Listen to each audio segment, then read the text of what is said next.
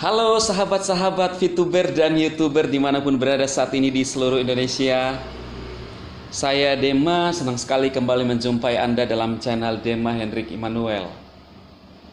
Saya selalu berdoa dan berharap teman-teman selalu sehat, kuat, dan sukses dalam mengerjakan apapun.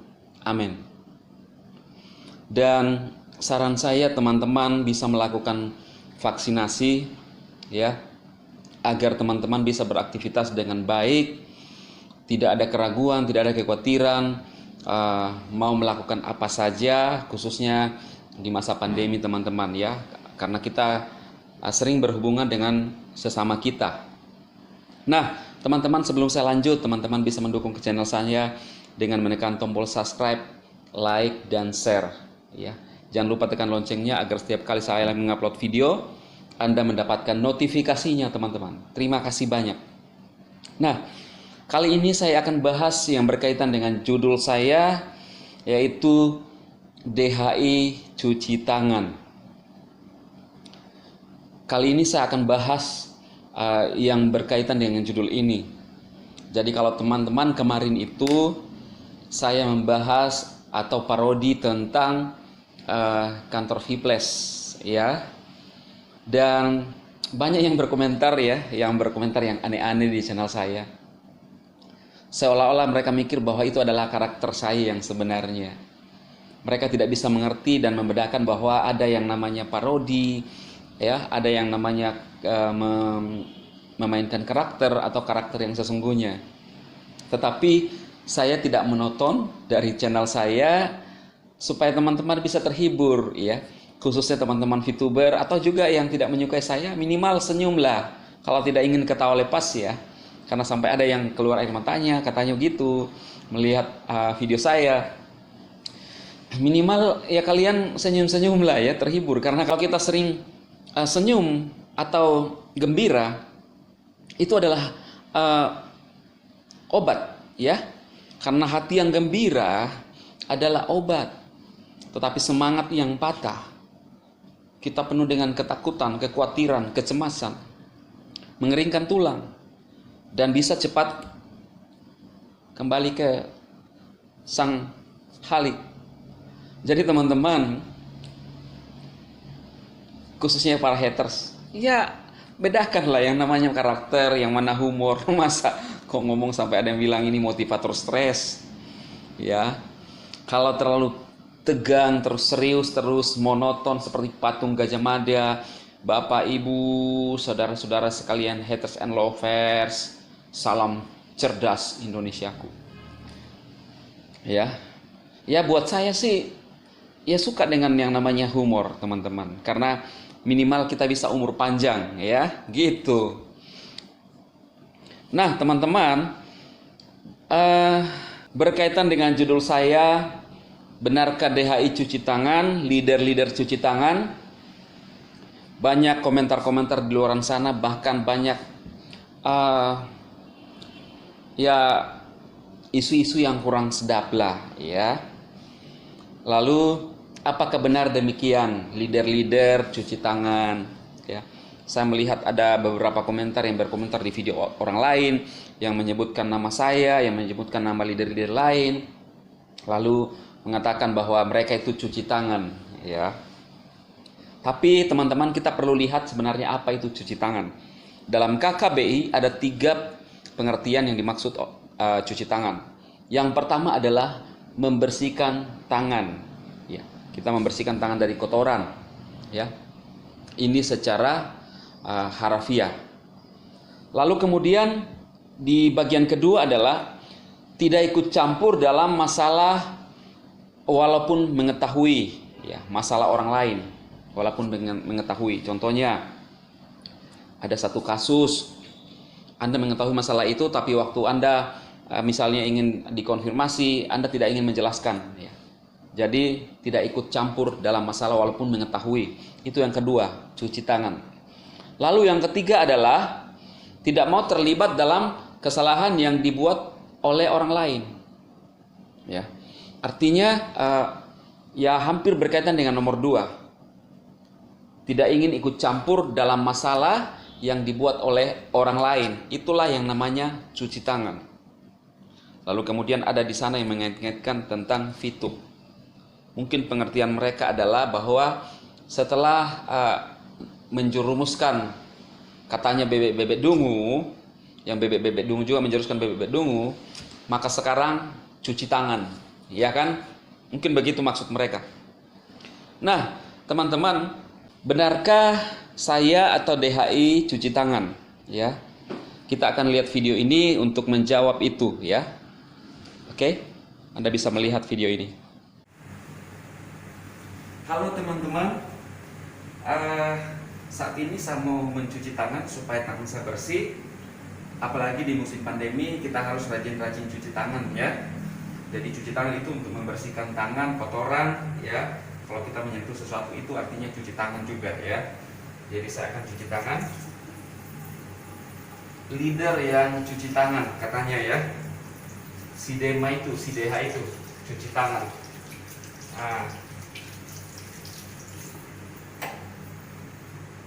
Nah ini teman-teman, saya udah cuci tangan, jadi tangan saya udah bersih, ya. Oke. Waduh teman-teman, kita sudah melihat ternyata DHI memang benar-benar cuci tangan, ya. Dan saya cuci tangan teman-teman supaya bersih, khususnya di masa pandemi. Walaupun sudah divaksin, tetapi harus tetap menjaga kebersihan teman-teman, ya. Nah, lalu apakah yang mungkin yang dimaksud oleh teman-teman di luaran sana atau haters bahwa cuci tangan dalam artian tidak ingin mengetahui masalah dan mau lepas tangan, dan mungkin maksudnya tidak mau bertanggung jawab dengan orang-orang yang fast track di luaran sana. Nah, teman-teman, saya mau sampaikan gini. Kalau menurut saya, leader-leader itu tidak cuci tangan. Kenapa? Karena leader-leader adalah juga member-member. Leader-leader itu adalah bukan pembuat kebijakan di dalam manajemen. Leader-leader hanya mengikut daripada sistem. Kemudian ibaratnya adalah, kalau Anda pernah melihat tukang jahit, mereka menjahit, kemudian khususnya kalau dia menjahit secara manual, ya, menggunakan benang dan jarum, maka ibaratnya bahwa kita itu atau leader-leader itu adalah benang dan jarum itu adalah perusahaan. Jadi kita hanya mengikuti yang disampaikan, yang diarahkan oleh perusahaan atau sistem daripada perusahaan. Dan kemudian ada bertanya, lah, jadi gimana dong dengan VP yang ada? Kalau yang saya tahu, yang saya mau sampaikan kepada teman-teman bahwa apa yang disampaikan oleh perusahaan itu adalah mereka memberikan informasi kepada kita bahwa VP masih aman sampai saat ini, sejak diumumkan, ya, kepada member-member. Nah, lalu Anda bertanya, kok sampai lama begini, Bang? Saya percaya bahwa perusahaan ingin cepat selesai, tetapi ada yang juga bagian yang berwenang di dalamnya, itulah pemerintah atau SWI dalam hal ini. Dan apakah kalian menyalahkan perusahaan? Apakah kalian menyalahkan leader? Ya, kita harus berpikir secara akal sehat. Karena dari perusahaan tidak ada maksud untuk memberhentikan usaha ini. Lalu pertanyaannya mungkin, kalau gitu dari pihak pemerintah dong, ya simpulkan sendiri, iya kan? Saya percaya manajemen bekerja keras untuk menyelesaikan semua masalah ini, dan yang terjadi adalah manajemen telah mengikuti dari semua persyaratan itu, iya kan? Lalu siapa yang kita persalahkan? Siapa yang teman-teman persalahkan? Apakah leader-leader? Leader-leader hanya menyampaikan apa yang dikerjakan, khususnya kalau saya. Kalau Anda mengatakan cuci tangan, iya memang benar, saya tadi cuci tangan supaya bersih. Tetapi kalau Anda mengatakan itu, ya kalau Anda merasa ada yang tertipu dengan apa yang saya sampaikan atau teman-teman leader sampaikan, silahkan proses secara hukum dengan data-data yang ada, iya kan? Lalu Anda bertanya, kenapa perusahaan ini bisa beroperasi di Indonesia? Saya bertanya, Kenapa ada izin OSS saat itu? Dan kenapa ada di aplikasi saat itu? Berapa bulan ada di Play Store? Pertanyaannya di mana? Ya harusnya kalau dinyatakan sekarang tidak bisa beroperasi, kenapa tidak dari awal? Dan kenapa di awal itu ada PSE-nya diterbitkan oleh Kominfo? Kemudian di cancel, terbitkan cancel, itu yang terjadi. Lalu ada yang bertanya seperti ini. Inilah kenapa Mr. Jack tidak mempelajari sistem perizinan di Indonesia sebelum muncul, sebelum masuk di Play Store. Pertanyaan saya balik adalah, kenapa saat itu PSE-nya keluar waktu Maret? Setelah berjalan, lalu dinyatakan diblokir. Tetapi waktu dinyatakan diblokir, ternyata aplikasi masih ada di Play Store. Dan bulan 11 tahun 2020 itu dapat izin OSS. Pertanyaan saya, sebelum diberikan izin OSS, kalau tidak dipertimbangkan sebelumnya, siapa yang memberikan izin itu? Ya, itu permasalahannya. Lalu Anda bertanya, tapi faktanya kan sekarang dinyatakan oleh SWI bahwa ilegal. Nah, sekian bulan berada di aplikasi Play Store, kenapa baru tahun 2021 dinyatakan lagi ilegal? Lalu sempat pihak yang berwenang mengatakan bahwa kami terima izinnya dari OSS. Apakah tidak ada kesinkronan antara Satgas Waspada Investasi dengan pemberi izin dari OSS? Lalu sampai sekarang dengan video saya yang menyatakan kepada teman-teman semua yang memberikan informasi tentang OSS itu adalah izin resmi, sampai sekarang tidak ada masalah dengan video itu. Karena ada dasarnya saya mengatakan itu. Nah, pertanyaan saya, sempat dinyatakan bahwa oleh Pak Tongam bahwa kami sudah menerima izin dari OSS. Dan kalau sudah diberikan izin, maka dia melakukan kegiatan yang legal. Nah, pertanyaan saya, apakah saya tidak memahami sistem perizinan di Indonesia? Yang saya tahu selama ini adalah ketika ada izin OSS, maka itu perusahaan resmi berjalan di Indonesia. Lalu pihak OJK atau Satgas Waspada Investasi mengatakan bahwa itu ilegal. Nah, pertanyaan saya sekarang gimana? Kenapa bisa terjadi seperti itu? Ini pertanyaan saya. Lalu sempat juga pernyataan daripada Pak Tongam bahwa Fitup ini bukanlah lembaga jasa keuangan. Lalu sampai sekarang Fitup ini tidak ada merugikan member sejak berjalannya Fitup hampir setahun. Nanti member merasa dirugikan ketika di stop dan diblokir oleh pihak yang berwenang. Yang itu otomatis bukanlah keinginan daripada pemilik aplikasi atau PT Vital Vitek. Iya kan? Itu logikanya, teman-teman. Jadi sekarang bagi Anda yang ingin misalnya memproses Fitup, melaporkan Fitup, lihat akar permasalahannya, lihat tujuannya, lihat maksud dan tujuannya pendirinya. Selama saya mengatakan tadi bahwa selama Fitup berjalan, tidak ada satupun yang merasa dirugikan. Justru sekarang banyak pertanyaan di luar sana, khususnya kepada saya, Bang Dema, kapan Fitup buka lagi? Saya rindu Fitup. Bang Dema, kapan buka lagi? Lah, saya juga melakukan hal yang sama. Saya juga rindu Fitup. Saya juga hanya sebagai leader yang menjalankan aplikasi. Yang saya sampaikan dari channel saya adalah yang saya kerjakan. Lalu ada yang menuntut saya bukan pendiri dan membuat kebijakan, bro. Coba kita mikir secara akal sehat. Ya. Jadi permasalahannya sekarang gimana? Manajemen telah mengatakan bahwa kita mengikuti semua syarat yang diminta SWI. Lalu pertanyaannya apa lagi yang harus dikerjakan? Yang nggak tahu. Tanya kepada yang meminta syarat. Kalau Anda penasaran, sekali lagi tanya kepada yang meminta syarat. Syarat apa lagi yang harus diikuti?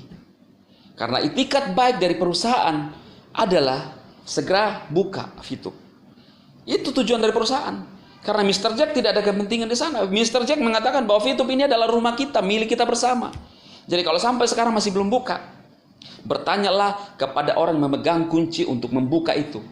Iya kan? Itu saja. Jadi jelaskan teman-teman. Saya bilang bahwa bertanyalah kepada orang yang memegang kunci itu. Jangan seolah-olah sekarang menyalahkan Fitup setelah dihentikan oleh pihak yang berwenang. Kalau seandainya Fitup yang menghentikan itu, Anda harus dan bisa melakukan itu dengan cara-cara proses secara hukum. Tetapi saya nggak menggurui Anda semua, hak Anda. Tapi ini adalah pandangan saya yang terjadi sekarang. Iya kan?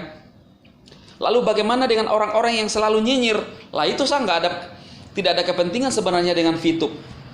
Mereka itu hanya adalah orang-orang yang hanya dari luar, yang mengamati kita, yang katanya mencerdaskan, yang mengedukasi.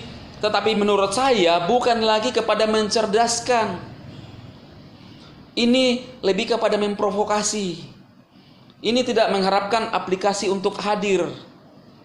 Nah, itulah orang-orang ketiga, ya, orang-orang yang menjelaskan dari luar. Yang selalu mengatakan katanya, nuntut dong kepada leader-leader Anda, iya kan? Memanas-manasi orang-orang yang di luaran sana. Padahal mereka aja. Saya bertanya, kalian aja yang nuntut, yang proses. Yang leadernya selalu mengangkat hal-hal yang negatif, mengadu domba, mengangkat masalahnya. Ini Fitup bisa dituntut melanggar merek ini. Fitup ini bisa bubar. Fitup ini kalau tidak ada yang beli, bangkrut. Apa saja bro yang kita kerjakan kalau ketakutan duluan diangkat, tidak akan pernah maju. Saya percaya dan yakin orang-orang yang nyinyir di luaran sana, mereka punya kerjaan. Mungkin mereka juga ada di multi level, mungkin mereka juga ada di aplikasi. Karena masing-masing punya tujuan. Iya kan? Tetapi kalau selalu kita mau mengangkat hal negatifnya, saya selalu mengatakan bahwa kita sulit maju. Artinya apa? Kalau kita mau mengedukasi, mendidik, ya, kita harus mendukung bagaimana supaya segera berjalan, supaya berdampak kepada banyak orang. Itu. Jangan hanya justru selalu mengangkat hal negatifnya. Fitup tipu-tipu, bisnis tipu-tipu, tapi sejak berjalan tidak ada yang merasa ditipu. Berarti yang ngomong itu tidak benar, ya, ngibul. Foto-foto aparat rekayasa, tetapi sampai sekarang tidak ada bukti yang menyatakan itu bahwa ini rekayasa. Jadi orang menyampaikan itu ngibul, iya kan? Apa yang dia ngomong merasa paling cerdas, paling benar, tetapi sampai sekarang tidak ada yang bisa diproses. Si Dema itu sebenarnya sudah ditangkap, itu ngibul minta ampun. Hanya nakut-nakuti untuk ya supaya rame-rame tuh akun. Nah itulah. Jadi teman-teman, inilah yang saya sampaikan kepada Anda yang berkaitan dengan thumbnail saya. Apakah benar leader cuci tangan dan permasalahannya di mana? Saya sudah menyampaikan kepada Anda, cerna, mikir, tangkap secara akal sehat dan pertimbangkan. Sadema, sukses untuk Anda semua.